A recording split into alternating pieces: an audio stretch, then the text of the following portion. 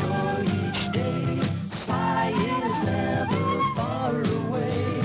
Mother and father both work in a little shop. Granny's often busy, Harry is too.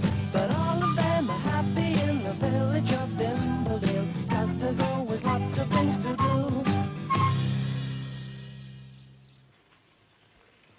Sally and Jake are riding round the garden on their tricycle. Sly is getting dizzy watching them. Then they ride out towards the village. But there's a barrier to stop them going any further. "What's this?" says Jake. "Well, perhaps they're mending the road," Sally says. No traffic allowed today. Says Sam, pointing at the barrier. All roads closed. You'll have to take that vehicle back home. "Oh, all right," says Sally. "But why, Sam?" Jake asks. Sam says, Because of the fete, of course. Then he walks off. The children don't know about the fete. Father is walking across the garden to Granny's. Sally and Jake tell him there's a barrier in the road and what Sam had said. Sally asks what a fete is, and Jake wants to know if it's a kind of a fair. Father says it is, in a way. Then he tells them most of it'll be in the village. "Near the shop," says Jake. "In the street," Sally says. Oh, you must have heard us talking about it. Father says. But the children say they haven't. Granny comes out with her shopping basket. "Morning, Granny." She asks Father if he's going to the shop. Oh, not today, He says. we're closed for the fete. Oh, bless me, I'd forgotten. She says. Trust me. And you're helping too. You'd better be off. She goes in again as Father and the children walk away. The first person they see is Harry, draping little flags all around the buildings. But he drops some, Oh, that's done it. he says, peeping through his fingertips to see what's happened. They've fallen on Father. He's all tangled up. Lorks. Oh, what a crash. What a laugh. The children can't help laughing. Harry apologizes and takes the flags back. Jake asks Father if they can look round. Oh, of course you can. He says, and off they go. Farmer Mary looks up at them. Hello, me dears. You ready for these here festivities? "We're just looking round," says Sally. "It's very exciting." Jake asks the farmer if he's helping at the fete. Well, I am and I am't. I'm bringing me best pig along. "Your pig?" says Jake. That's right. He's going to be the first prize at the bowling. His old snorter. The children didn't know there'd be games as well at the fete.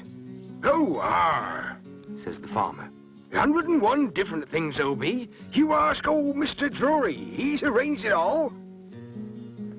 Mr. Drury is wandering round the empty stalls in the square. Sally and Jake ask him what time the fete starts. Soon as the mayor arrives to open it. He says. "Which mayor?" asks Jake. Mayor of Middledale. Says Mr. Drury. He's the mayor of Middledale and Dimbledale. Says Father. And Dale on Water. Says Harry, coming to join them. Indeed, indeed. Mr. Drury says. And I'd better get ready to meet him. We'd all better get ready.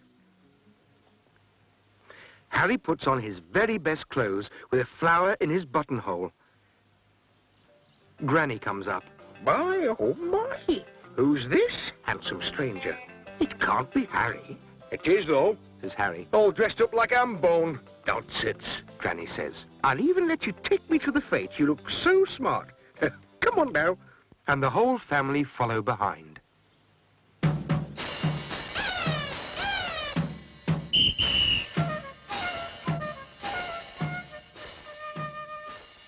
Sam's outside the newsagent's, playing his one-man band. You can hear him all over the place.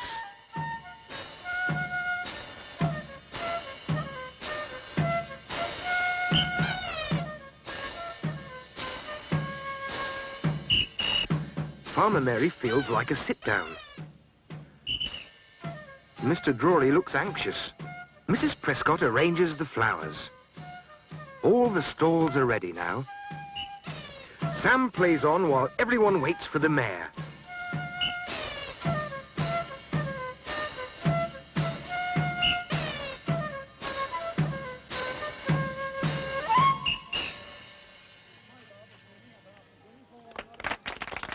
Then he takes a bow.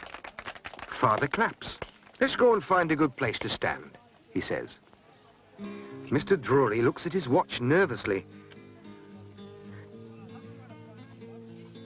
I will get a good view from here, Harry says. I shouldn't be long now. Everyone begins to crowd round. Someone shouts, He's coming! They all start clapping. And the mayor arrives in his best robes. Farmer Merry has gone to sleep on the mayor's box. He won't wake up. Mr. Drury has to push him off. The mayor laughs, then stands on the box to make his speech. Only the mayor's a lady, so it's her speech. Ladies and gentlemen of Dimbledale, she reads. It gives me great pleasure. But then she accidentally drops the piece of paper. Harry catches it and hands it back. Thank you so much, says the mayor. Pleasure. Harry says. The mayor starts again. Ladies and gentlemen of Dimbledale, it gives me great pleasure to declare your fete open. Then she gets off the box and goes to the flower stall. Mr. Drury and the children follow her.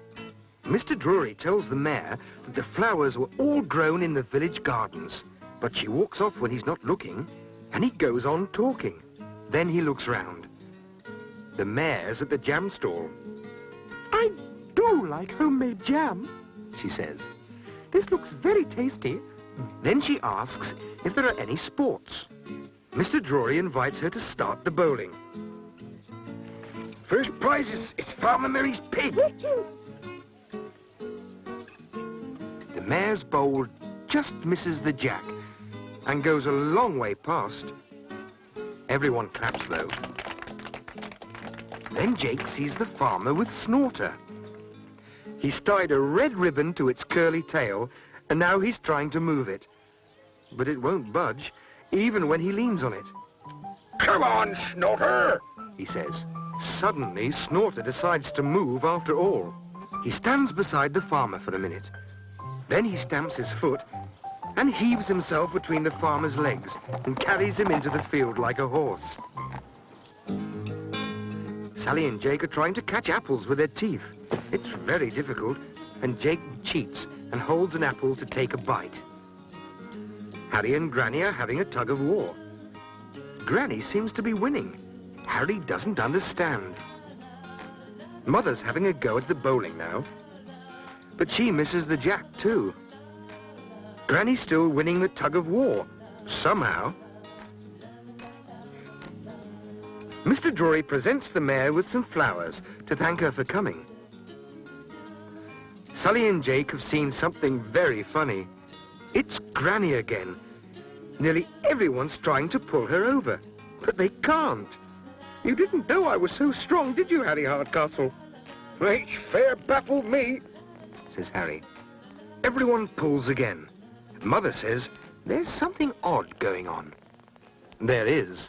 Granny's tied her end of the rope to a tree. She laughs and laughs. That caught you? she says. Granny still knows a trick or two. I'll be blowed, says Harry. You had me there and no mistake. Then he laughs too. Farmer Merry's having a go at the bowling himself now. It takes him a long time to get ready, but at last he rolls the ball. It twirls round the jack and stays there. Oh, who's that then? So he's the winner. Harry takes him over to give him the first prize, his own fat pig. The farmer pins the rosette on the pig's box. Well, let's look at me prize then, he says. But it's Sly, funniest pig I ever saw. laughs Harry. Where's that varmint Snorter got to now? The farmer wonders. The pig must have heard his name. He charges back and carries poor Farmer Merry off again. I think I deserve first prize anyway, Sly says. I'm much better looking than Snorter, and much better behaved. And he goes back to sleep, contentedly. Sally and Jake and the mother and father and Granny and Sly the cat and Harry too. All of them live in a village called Dimbledale, where there's always lots of things to do. Sally and Jake enjoy